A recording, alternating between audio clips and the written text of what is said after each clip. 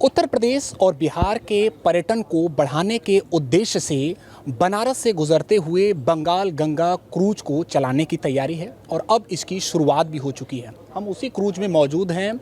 यात्रियों पर्यटकों को वो सभी शानदार सुविधाएं यहाँ पर प्रदान की जा रही है। और क्या कुछ खास बात है और इसका प्रमुख उद्देश्य बनारस से चलाने का क्या है, इस पर हम बातचीत करेंगे। हमारे साथ मालिक राज सिंह जी हैं, हम उनसे बात कर रहे हैं। सर, इस क्रूज को चला रहे हैं आप, पहले तो ये बताइए कहाँ से कहाँ तक चल रहा है, कितना चलेगा और इसमें क्या खास बात? देखिए, ये बनारस से और इलाहाबाद की तरफ जाएगा, मिर्ज़ापुर चुनार है वो है, और फिर बनारस से बलिया गाज़ीपुर होता हुआ पटना तक चलेगा। और हम बनारस में इसलिए क्योंकि बनारस में फ़्लाइट से तो आके लोग बैठ सकते हैं, या तो फिर पटना में एयरपोर्ट है वहाँ कर सकते हैं, तो इसलिए उसको देखते हुए हमने उसको बनारस उसको बेस रखा। और ख़ासकर अगर हमको इलाहाबाद को जाना है तो फिर यहाँ से जो हम क्रूज़ आसानी से कर सकते हैं। अगर हमको बलिया गाज़ीपुर और पूर्वांचल को करना है तो उसको हम यहाँ से कर सकते हैं। अच्छा, इसमें क्या कुछ सर सुविधाएं रहेंगी? जैसे शाकाहारी भोजन की बात कर लें, इसके अलावा कितने कमरे रहेंगे, कैसे होगी? हाँ, इसमें 20 कमरे हैं तो 40 आदमी आ सकते हैं। इसमें शाकाहारी और सात्विक भोजन है और इसमें सारी सुविधाएं हैं रहने के लिए। एयर कंडीशन कमरे हैं, खाने की सुविधाएं हैं, लाइब्रेरी है, गेम्स हैं लोगों के लिए, और यहाँ पे हम लेक्चर करवाएंगे प्रोफेसर्स वगैरह से, जिससे लोगों को बहुत सी चीज़ों का ज्ञान हो। अच्छा, इसके अलावा ये जो क्रूज है, अब बनारस में और भी क्रूज चलती हैं, लेकिन ये क्रूज अलग कैसे? अभी आप बता भी रहे थे कि इसने सफ़र किया है ढाका तक भी।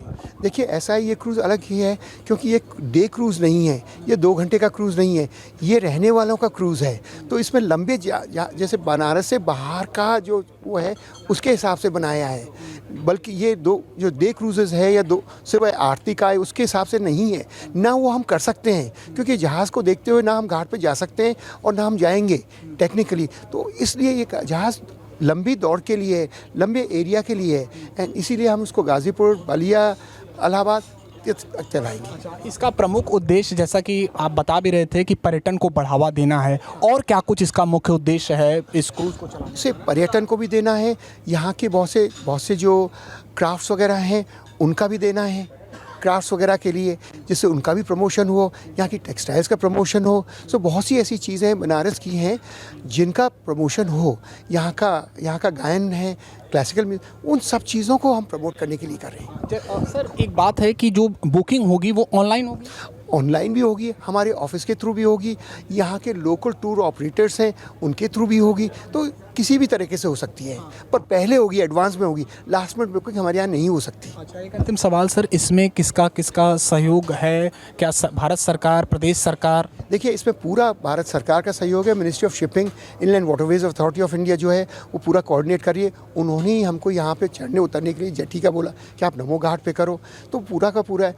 और इसमें स्टेट को भी है, तो डिस्ट्रिक्ट एडमिनिस्ट्रेशन को भी मालूम है, वो भी पूरा सहयोग दे रहे हैं, क्योंकि ये अच्छी चीज़ है, इससे किसी को नुकसान नहीं है और नाविकों को भी बिल्कुल नुकसान नहीं है, क्योंकि हम उन्हीं को काम में ले रहे हैं और उनके आदमियों को। और ऑलरेडी हमने बुकिंग दे रख चुकी है, और ऑलरेडी हमने अभी भी हमारे जो लोग आए थे उनकी नावों से ही गए थे।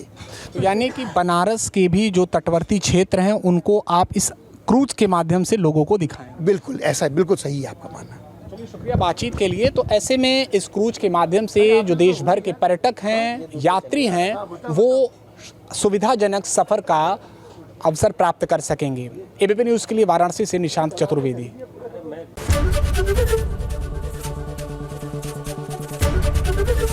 एबीपी गंगा, खबर आपकी, जुबान आपकी।